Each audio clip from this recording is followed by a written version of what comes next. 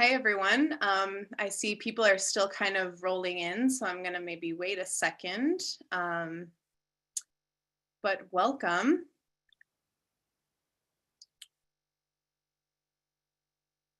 Yeah, I guess might as well just get started here. Welcome, everyone, to this Montana Book Festival event in partnership with Fact and Fiction Books.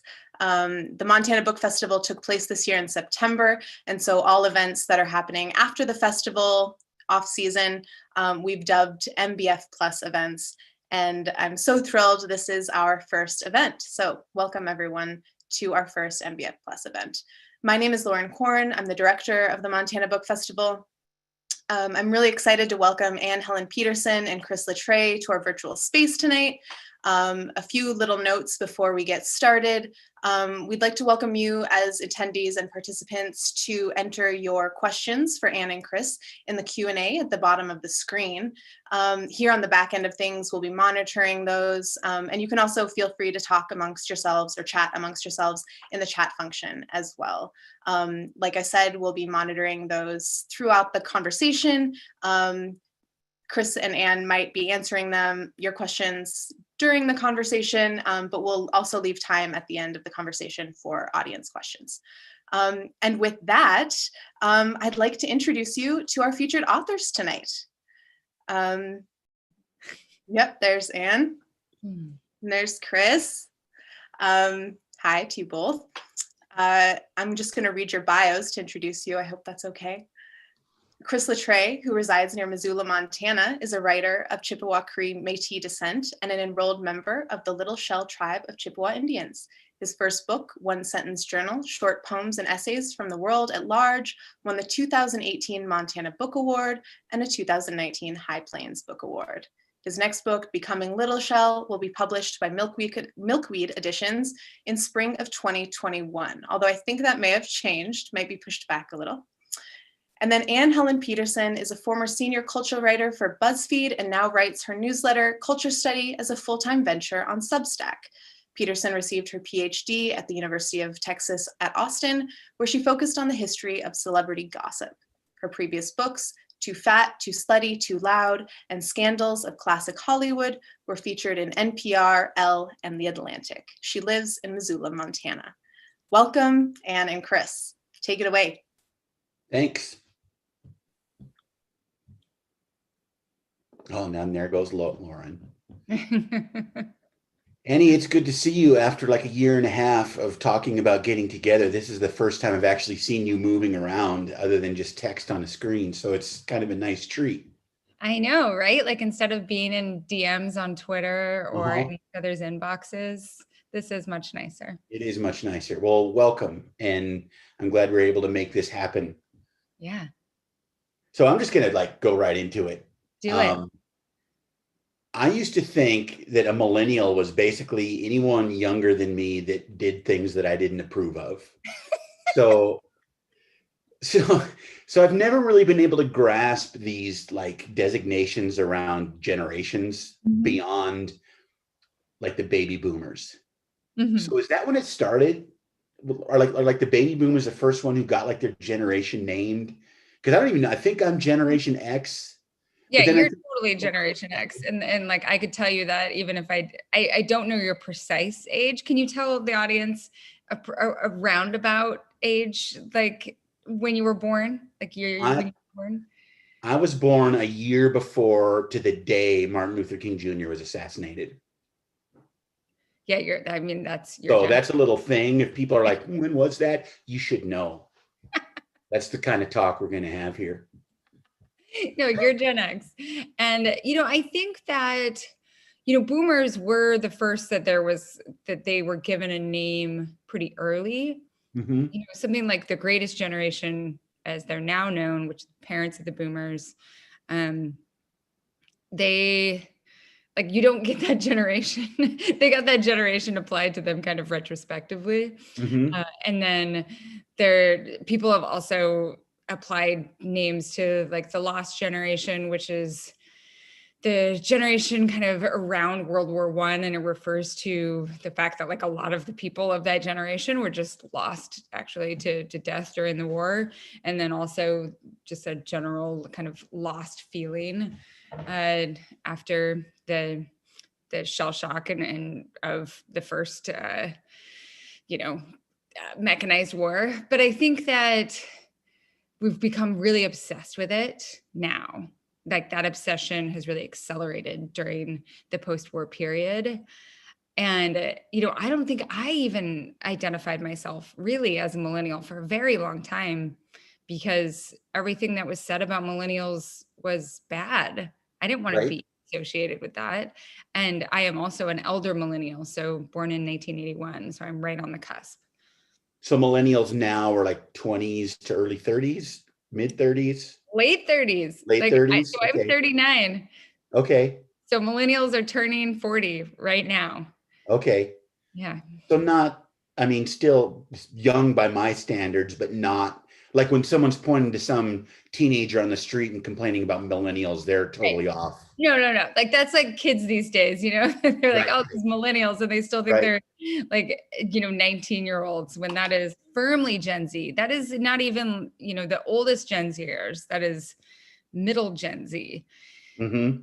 And I think that I tell people though that being millennial can in this moment feel like a state of mind, because people have read the book who are older or who, whether they're boomers or they're Gen Xers, they're like, I really identify with a lot of this, especially. Sure. Absolutely. I did for sure. And we didn't even mention, this is the book we're talking about, which you can get at Fact and Fiction Books. Got to throw that out there. Yeah. But why, that's a great point. Because when I was reading that, I was thinking about my own experience with like my previous job and kind of how it's dovetailed into what I do now. And the notion of burnout, maybe take a couple minutes to describe exactly what we think of as just, I just can't even do it anymore, to steal your title. Because people like to come up with technical terms around what something means. Like, is there a technical term for burnout, or is it just like a state of mind or a sense that you have? I don't know.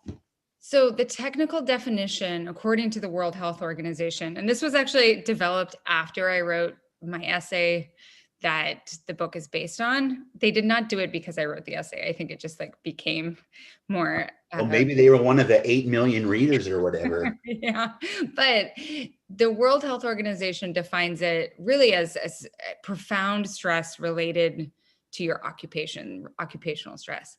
And that to me, I think is a good expression of the fact that it's the World Health Organization that is making that call, not the American, not like the CDC, because the idea that you could somehow separate your occupational stress from the rest of your stress in our lives, right? In American lives, where so much of our lives just like work spills over into every corner of our lives and affects the precarity that we experience in all these different ways. Like it's impossible to disarticulate those two.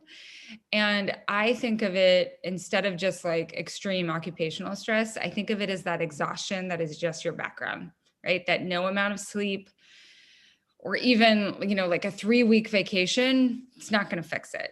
It is the feeling that you have been running for a really long time. You feel like you're going to drop any second. You hit the wall, then you scale the wall, and then you keep going some more.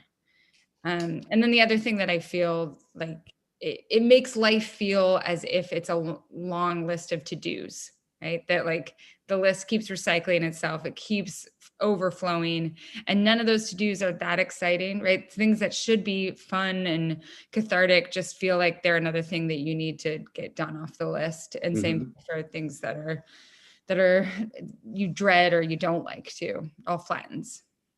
And there's nobody watching this right now who's not nodding, no matter how old they are. Right, exactly. I mean, like my so going back to that original essay that you mentioned that you wrote after you'd kind of been diagnosed by an editor as being burned out, and you're like, I'm not fucking burned out, right?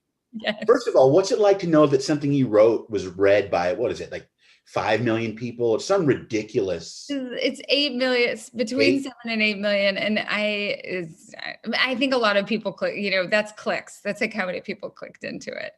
But it does feel, it feels like I was able to articulate something that people have been feeling for a long time, right? So it's just, I didn't come up with the concept. It was a background feeling that people didn't have language to describe. And when so many people emailed me in response, the thing that they thanked me for was like, I can actually name this thing. I felt really alone. I thought this was a personal problem, which is a very American understanding of anything that we are experiencing, is that we are somehow as individuals failing. Right. And so that's the case, right? That's like just a state from being able to say, oh, I'm just really burned out, to I am suffering burnout, capital B, becomes an actual thing in our culture. Yep.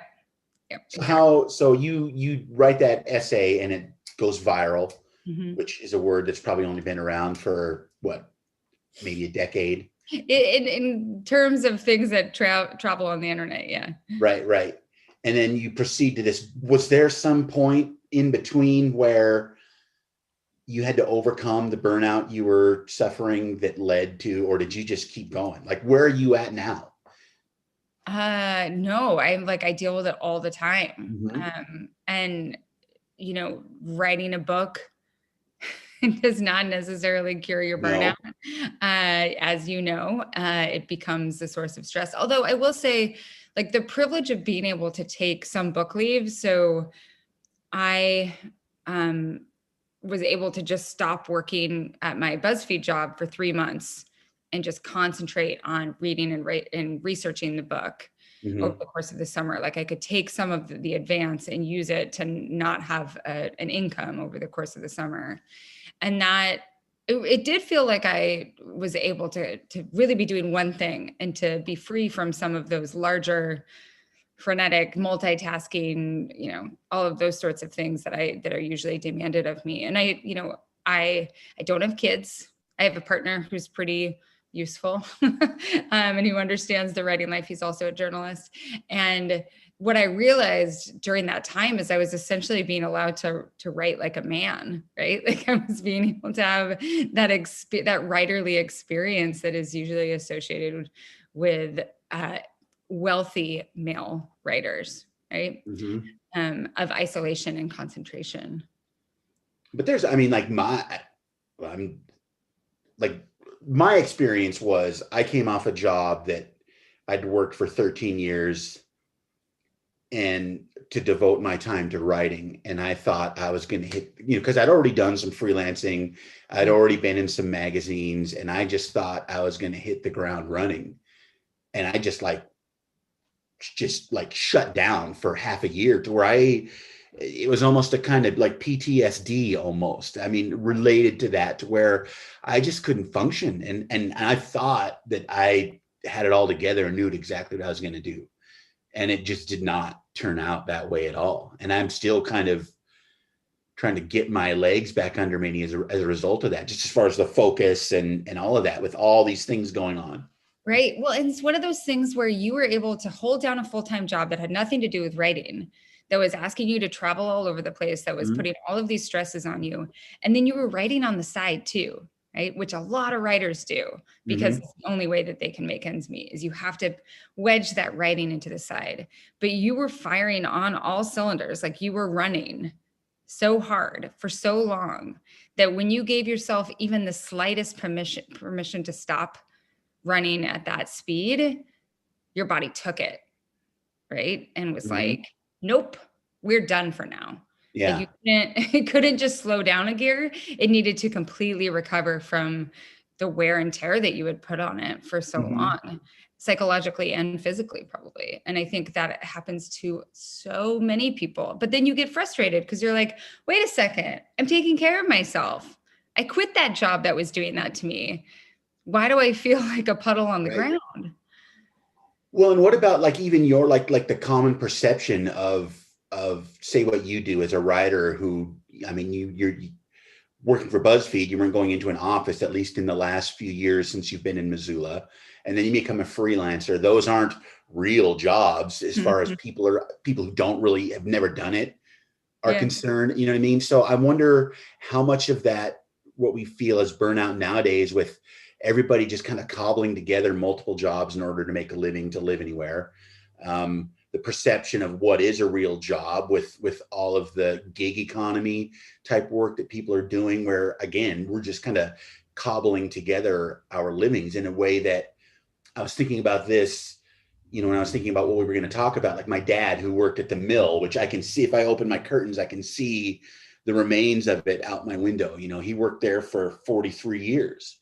And I can remember, it was shift work. And for the longest time, it was day shift, swing shift, and graveyard. And then, the last decade or more that he worked there, they switched to it was rotating 12-hour shift. And he used to complain about, oh, these goddamn 12-hour shifts. I can't get anything done before or after. But the way that worked out, he never worked, I think, more than 3 or 4 12s in a row. And every month, just the way the schedule worked, they had a week off or something. I mean, there was a lot of time off. And I think a lot of people, even watching this right now, are thinking 12 hours. I mean, that's like every day. Every day. 7 days a week. I mean, I'm sure, the way I cobble my living together, I'm working at night after putting in time at the bookstore. And, my wife who runs a shop, she's taking orders over the phone and answering questions 24/7, except for the 6 or 8 hours you might be able to sleep. I mean, do you think that perception of what is work, how much does that fuel just kind of the overwhelming anxiety that people feel related to this burnout phenomenon? I mean, everything that you said is so spot on. Like I think of the old union rallying cry a lot of 8 hours for work, 8 hours for rest, and 8 hours to do what you will. That was what union organizers were able to advocate for, what we came to know as the 40-hour work week. And if you work more than that, then you are paid significantly more, so much so more so that it disincentivizes employers from making you work overtime, right? Mm-hmm. And it formed this, there was just an interesting period of time in America with union forces and the way that the economy was in the post-war time, where it just you had this give and take that somehow managed to fall on less exploited workers who still managed to have lives outside of their work, and also companies were healthy. And there's a lot of things that changed, and I think we still haven't arrived at a time where we've figured out how to restabilize, right? Mm-hmm. So companies themselves have become very rigid and expected workers to become ever more flexible, and also internalize the idea that oh, if I get laid off, it's my fault, right? Mm-hmm. All of these different, any sort of failure, if I don't get paid as much or benefits, I should at least be grateful that I have a job. I think you feel a lot of that going on right now. And, I think the contrast with a lot of our parents and grandparents' generation, especially people who are doing physical work, shift work, hourly work, there's a tendency, I think, sometimes you want to fetishize it almost oh, I wish I still had that sort of very regimented, I am on the job and then I'm off the job. Mm-hmm. And then people will say, well, those people a lot of those people didn't really love their work and it was really hard on their bodies. I'm like, well, what's hard on the body is working 8 hours of a retail shift and then driving Uber for 4 hours after that. Right. And then trying, and then going home and doing all of the housework that's expected of you, especially if you're a woman and a mom.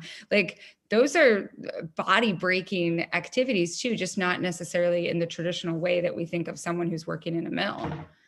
Well, I feel like everybody, how some countries have required military service. I feel like in this country, we should have required either retail or food service so that everybody knows what it's like to work retail or work food service. And then maybe so many people wouldn't be such dicks to retail workers and food service workers.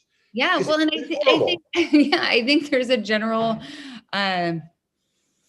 devaluing of that labor. We talk about how these people who are working in the grocery store are essential workers, yet none of our behavior towards them, either like the corporate behavior towards these workers doesn't think of them as essential, and then our consumer behavior towards those workers doesn't think of them as essential. I think that the main way that we treat most workers up and down the pay scale, unless you're like in the very high echelons, is as completely disposable. And that idea, that disposability, I think really relates precisely to like the precarity that gives burnout, that feeds burnout. It's all about that feeling of, I don't have any sort of stability. And that's also why burnout has ratcheted up during this time, because it's precariousness that people felt before the pandemic is just amplified physically, psychologically, economically. Well, that's like the perfect segue for, like, you wrote this book, you were basically done right before the pandemic hit. And you wrote like in the introduction that think of all these issues, only more with COVID. So every little thing is amplified by this pandemic, but it also, everything is connected. So the pandemic shows how just terrible our health support system is. Not even so much, it used to be people who could say, well, in the United States, our healthcare is the best. It's our insurance system that's screwed up. Well, obviously now it's even the care that is a problem, because they don't have the equipment and the tools they need to take care of us. So you've got your healthcare, you've got the fact that nobody has, we pay all these taxes, and it's like the only thing that they serve are things that if we don't pay them, the punitive pressure comes back at us more than any benefit we're gaining from paying them in the first place, whether it's safety nets so that we can take 4 months off to just shut down and everybody's going to get by and we're going to end this problem. So there's that safety net there. I mean, it's just like this glaring spotlight on how everything is messed up and everything. So the question is, Annie, how do we solve it? All on you. You wrote the book on burnout. I do think my generalized answer, and I find this like whenever I'm writing a freelance piece where people want me to conclude on some like, how do we fix it? And I'm like, we care about other people, right? You authentically care about other people, and you show that care for other people by funding programs that care for everyone, that don't just care for people who are like you or in your immediate family or look like you or work the same jobs as you. Like, that has to extend that way. We also just care for people by doing things that benefit the collective good. And I think that's really hard to understand right now, because when people are precarious, it turns them inward. It makes you want to focus only on keeping yourself and maybe your family above water. And it makes people selfish, I think, and it makes people angry, and it'll inclines them. And I don't excuse this inclination by any means, but it makes it easier for them to choose responses that really feed on like their worst, most suspicious, most racist, most classist selves. And, I just... being in Montana right now, like I think about my daily stress looking at the case numbers. Like, that is, of all things, I am so lucky that my job allows me to just stay home, right? To just stay put and to not have to think about my health or exposing people who are high risk in my family every day. But even with that, every day I open up the freaking COVID dashboard and just stare at it. 10 o'clock. Right? Just stare at it. And I'm like, what is happening? And I watch as different stories come in across the state of people who just, they're telling themselves stories about what they wish the situation was instead of what the reality of the situation is. And they're not thinking about other people. And that causes burnout in others, that doesn't solve it. What do you think the other side looks like? I mean, someone raised this question, and that's the thing, that's the elephant in the room, is what do we do? What can we do to change this? To how do you put it? Burn it all down or whatever. I mean, I come back to it as someone who I'm a socialist.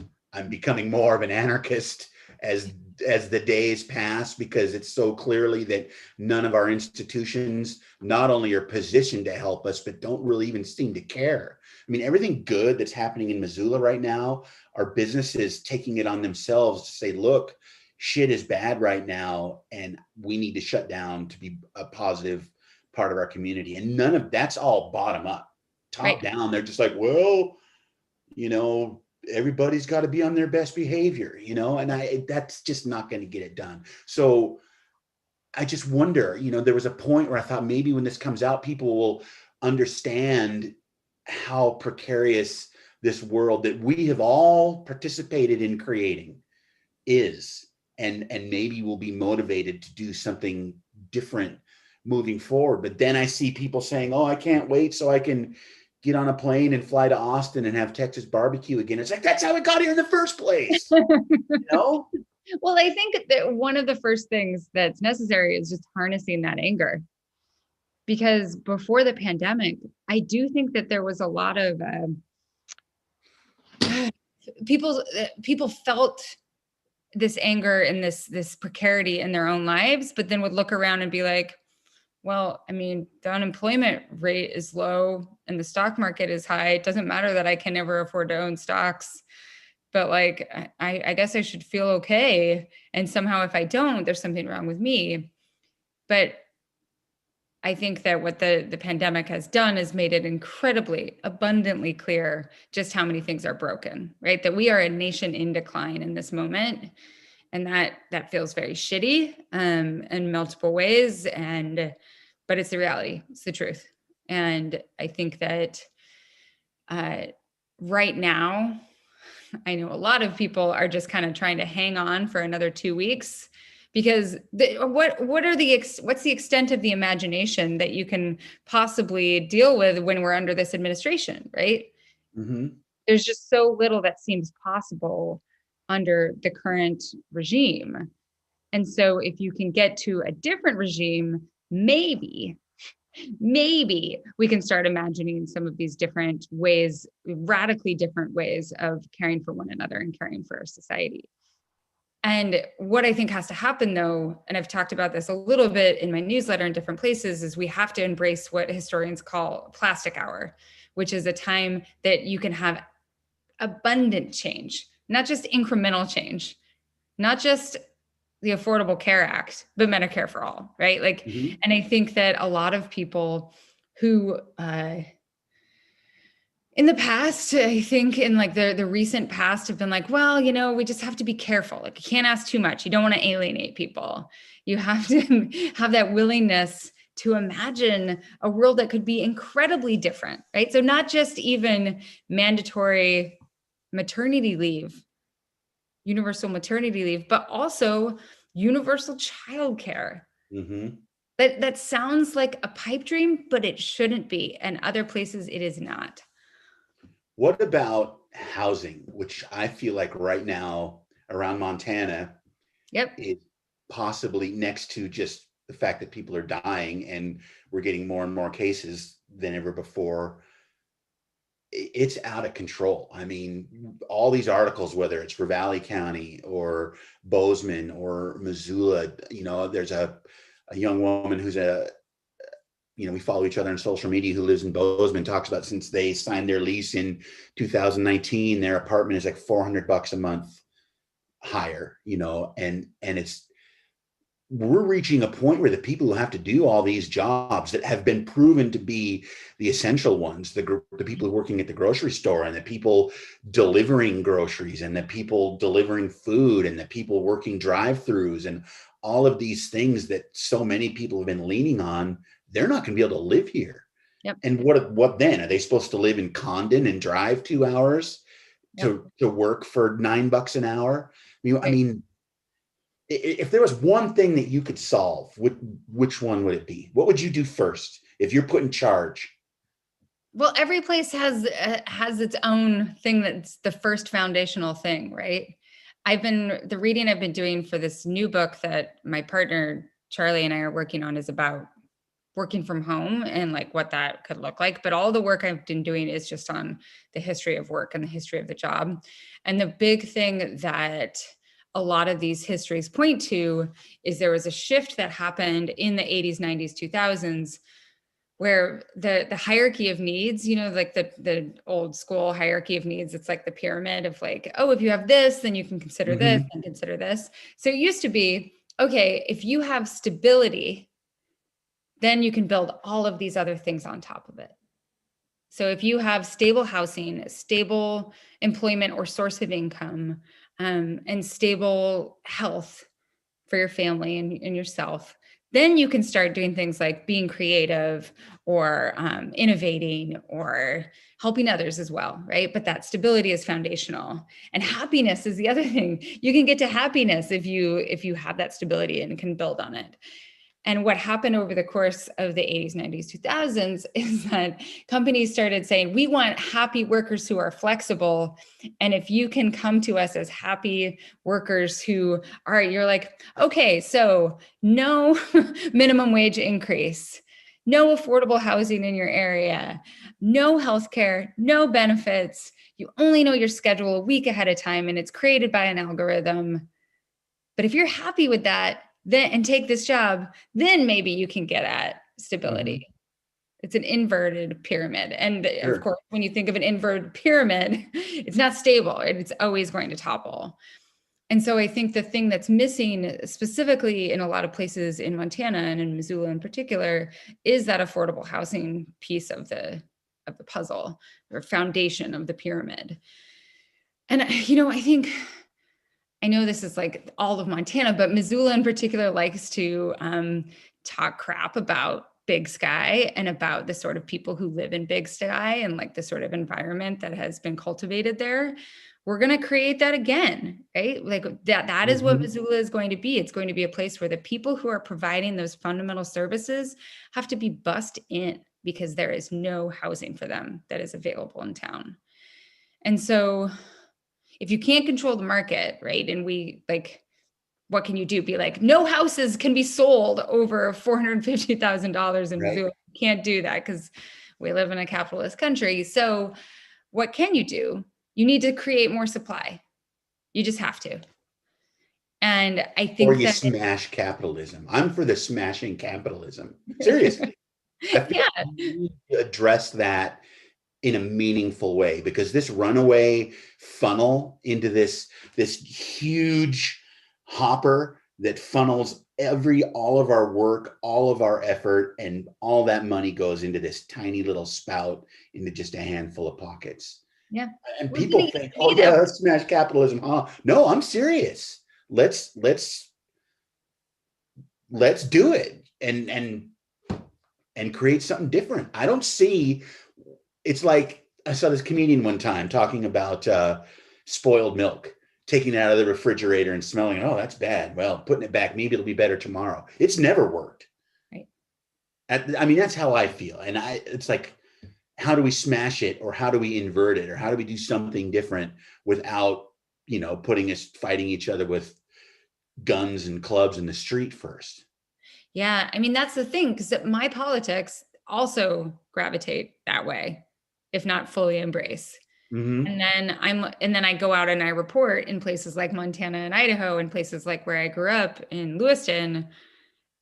And like, there are people who have just really internalized the ethics and the necessity of capitalism, that they will come out with guns if you try to change that. Right? They really also, I think that they see it as a way of distributing what is rightfully theirs, instead of thinking in a collectivist manner. And that's hard to overcome. And to me, it also speaks to this idea that like, we are so obsessed with like, oh, the way things are, the way they just have to be this way. None of this is predetermined, right? We have made all sorts of decisions that have made it this way.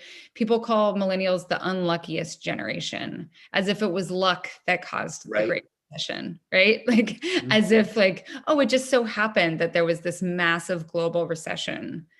Those were choices that were made.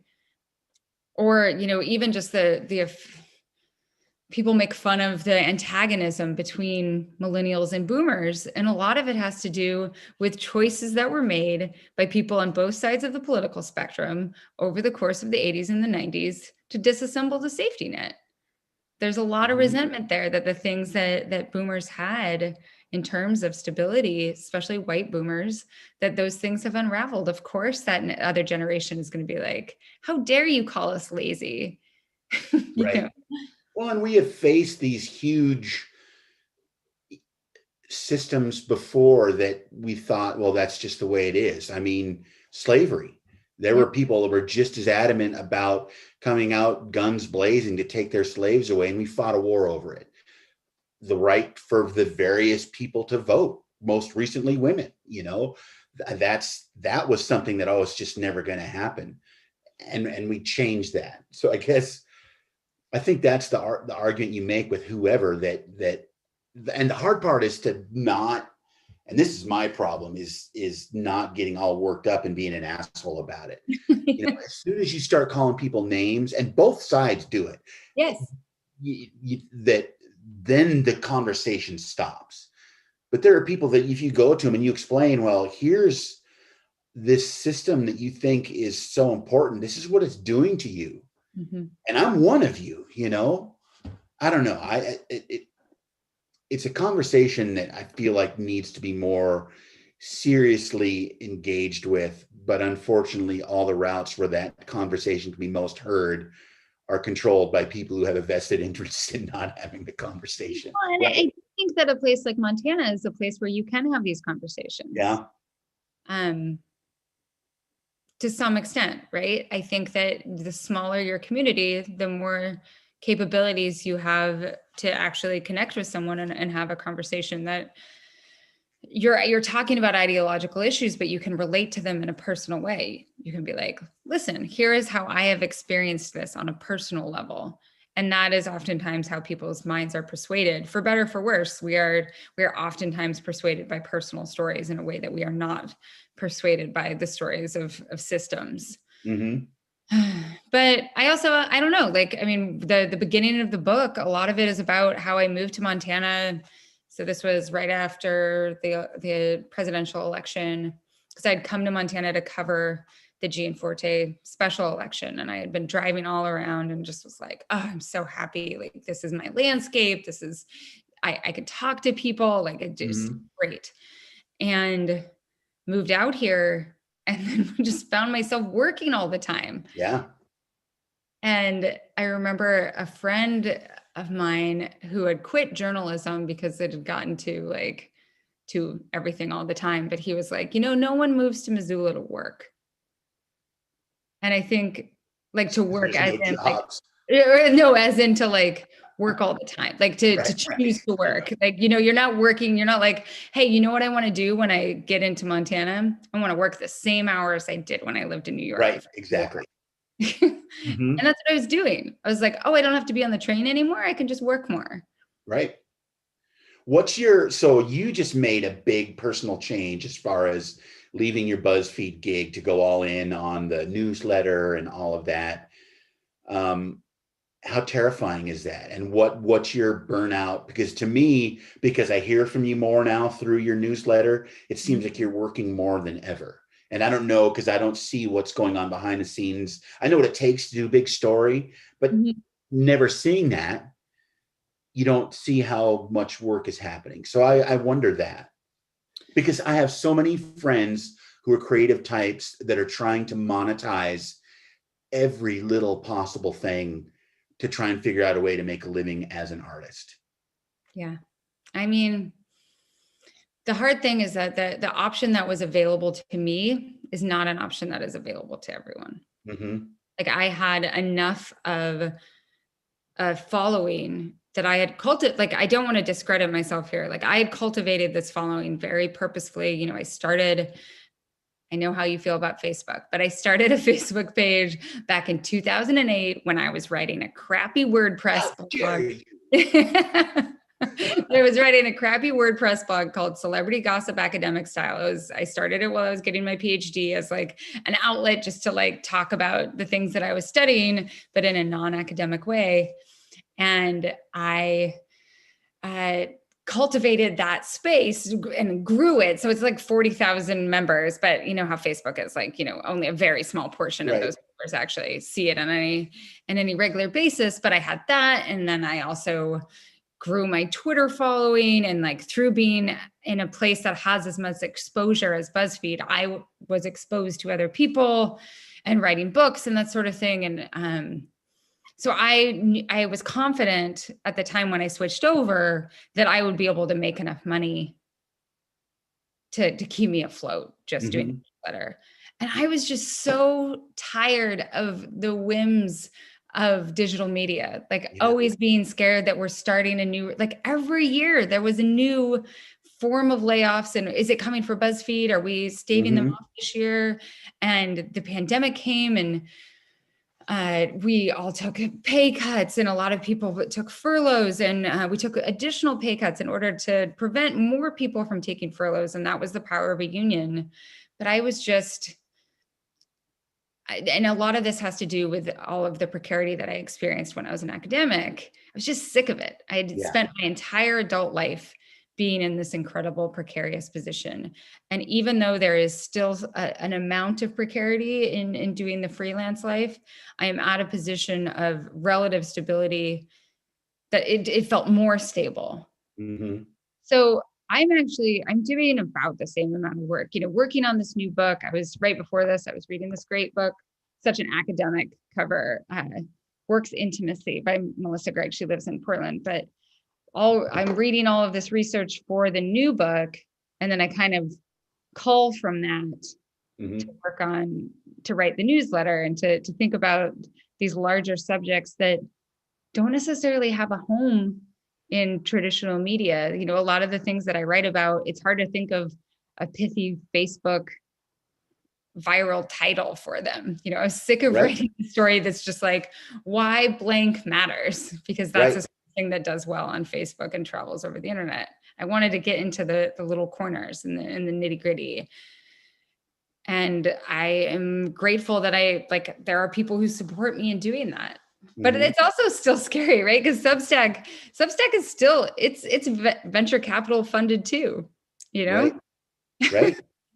Well, and I think about that, like when you said about trying to find the story, you know, I mean, I tell people that my 3-day-a-week gig at the bookstore is my freelance career, because I make about what I would be able to count on making, probably writing freelance articles, but I don't have to try and convince any. All I have to do is show up and do my job, and I can write whatever I want to do on my newsletter or whatever. And that's all of my book research material, since we're showing book covers, you know. But I will say to people, you know, one of the things I talk about a lot is literary citizenship and being there in support of people around you. And for people who are participating in this, Helen Petersen, her literary citizenship or digital citizenship or whatever, you have been very kind to me. And whenever you draw attention to anything I write, I know immediately, because my inbox just blows up. So I appreciate that.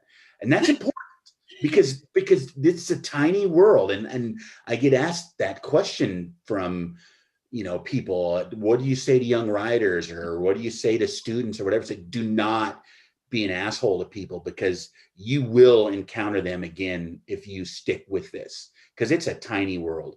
Well, and I think, I mean, there is a real tendency for people to reproduce the same sort of writing that they're doing in the world, right? Like or the same type of people rise to prominence over and over again. And a lot of those people have the same perspectives, and they look the same, and they come from the same places. And I was reared on Pacific Northwest and Montana voices. Like, these are the voices that are essential to me. And it always makes me sad when, like, people that I assume everyone has read, that they're somehow like thought of as regional writers, right? Or Montana writers. And I'm like, no, that is just a writer. Like, that is essential reading. Or, I mean, this is kind of off topic, but when I lived in New York, I used to try to use sometimes like the phrase Mountain West, right, to describe where we live. And I had a couple editors who'd be like, what is this? What's like, this isn't a phrase that people use. I'm going to be like, it's a fucking time zone. Are you kidding me? Of course this is Right. region. Right. So I feel really, I feel like it's just part of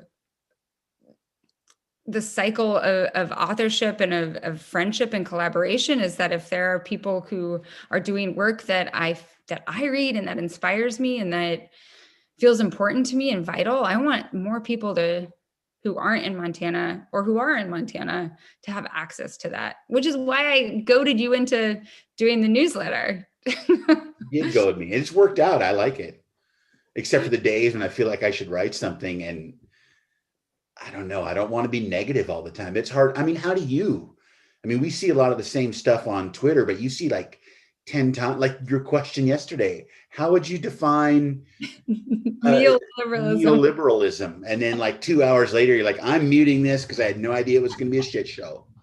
Well, I did have an idea it would turn into a shit show. It's just, I think what happened, and this is what always happens, is that like some libertarian retweeted it. And then you have a lot of people who have a different understanding of what neoliberalism means to them. But I think there's always that bit of fun and frisson before it turns dark. Mm-hmm. And I actually think that Montana Twitter is really pretty wonderful. Yeah. I have like a column in my tweet deck. Tweet deck is something that people who are on Twitter too much use to kind of organize their Twitter experience. And so I have a list of just Mountain West, and it's people from all over the place. Most of the from different perspectives. Most of them are just kind of normal people. Some of them are journalists. Some of them are thinkers, whatever. And Montana is still small enough that it feels like there is a cohesive Twitter presence on there. You kind of have to mute or block everybody from Ravalli County, though, don't you? That's my perception anyway. How do you, though? How do you, I mean, you have to have boundaries around your time. Oh, I'm bad at it. To not just, because that's my problem, like with COVID. It's like if my rage level is typically here.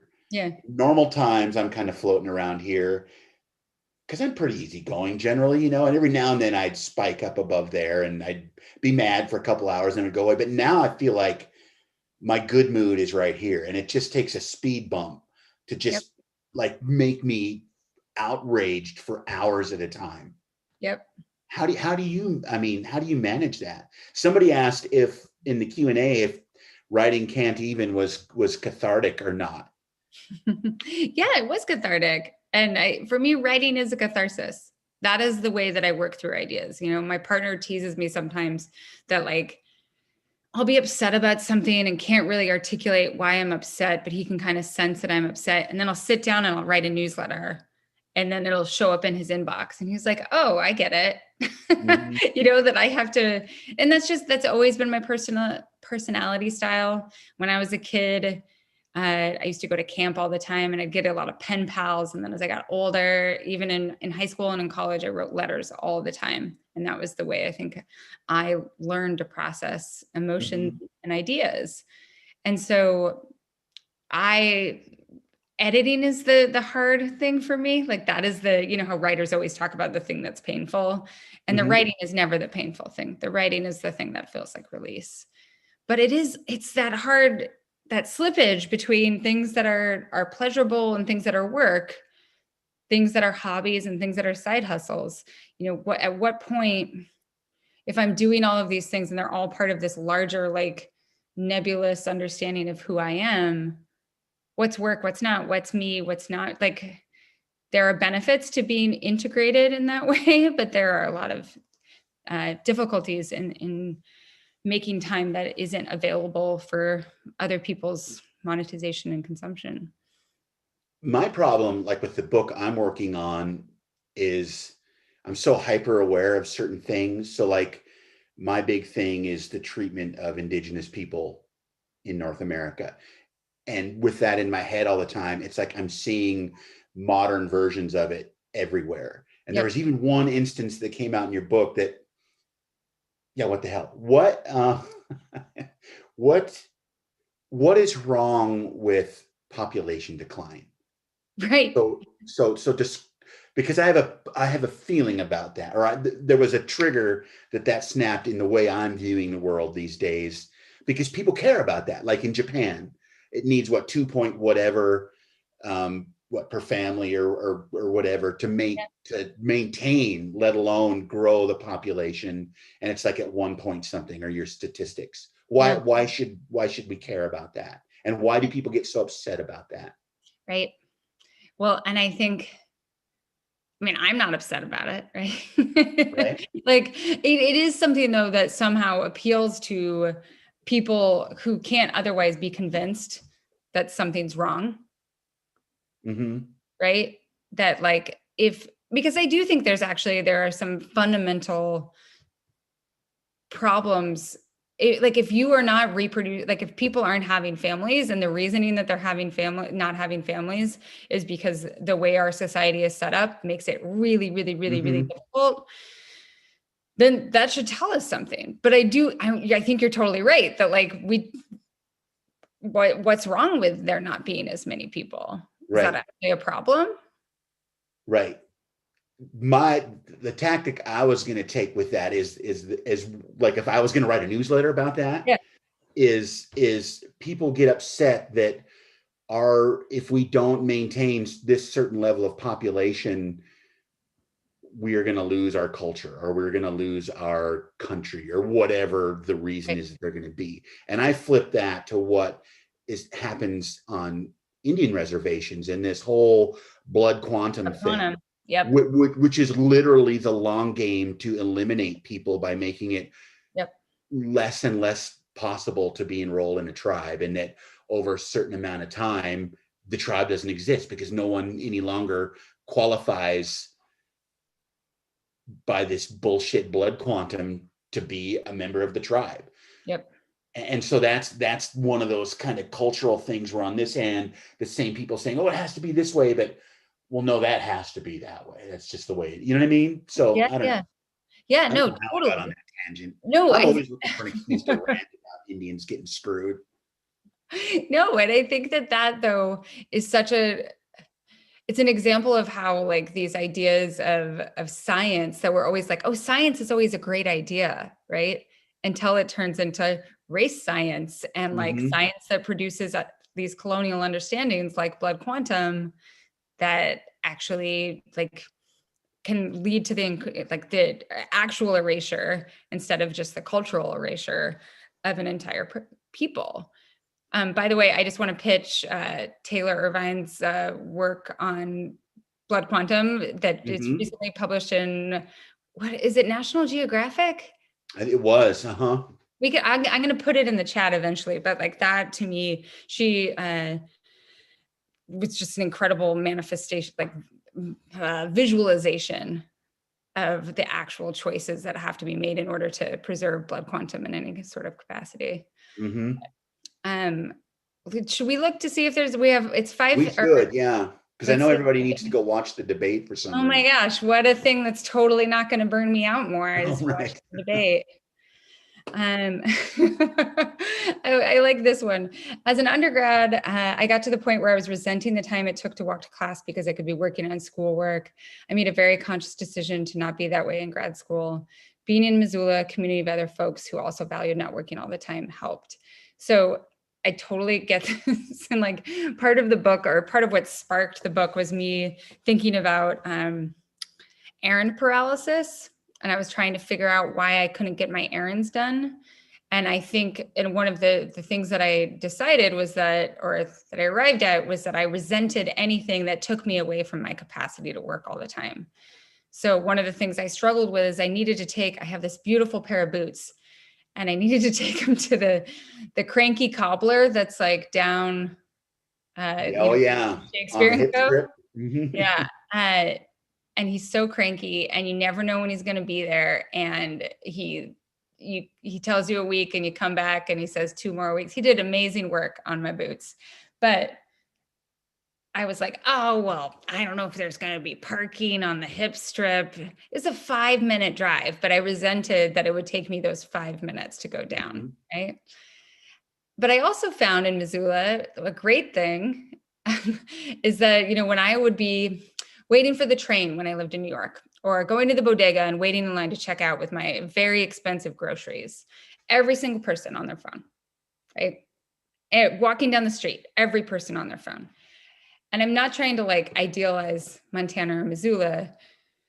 I know that some people still do that, but I find it is far less normalized to be on your phone at all times in all scenarios. And even just having that slight cultural shift, it's just liberating. Because when other people are on their phones around you, you're like, oh, well, I guess I should be on my phone, right? Right. Even when it's something that's not, you don't want to be there. You don't want to be making that choice. But sometimes our most tired selves resort to those sorts of situations that we don't want to actually embrace. So what do you actually do in Missoula? Because you, for being this big time national, international book cover on the side of a building in New York writer, you fly pretty low under the radar. I mean, this is the problem. problem. By choice? I'm an introvert. And so part of that, I get nervous about like social situations, and I'm like, oh, like I just feel like the kid that I always was, who was hiding behind my mom's legs when they try to introduce me to other people, or like my junior high self, who was just like always so like embarrassed and nervous, and just like wanted to wear my no fear shirt. Like it was the only thing that made me feel confident going to my junior high, was having a no fear shirt. Right. So that's part of it, honestly. And then the other part is that, especially pre-COVID, I was traveling all the time. And I think one of the nice revelations of the pandemic is realizing some of the habits and strategies that I had that were not serving me, and that were actually like not allowing me to engage in place. Like I knew the rhythms of the Missoula airport better than I knew something down. And the TSA agents probably. Yeah, all of them very friendly, because I was a white woman who had like a small bag and knew what I was doing and was in the TSA pre-check line. All that seems very, very far away and very unimportant in this moment. But being at home has allowed me to, like, over the course of the summer and stuff, to people who were neighbors that I was just passing, hi friends with, like you actually get in long conversations with them. The pace of life has slowed down. And I hope that there are some components of that we can keep with us, even as we, in 7 years, go back to life as usual. Anybody else have any questions before we wrap this up? Well, I just want to thank you so much, because you have, I love when you push me. I love when you get cranky. If anyone is not subscribed to Chris's newsletter, it gives me a moment of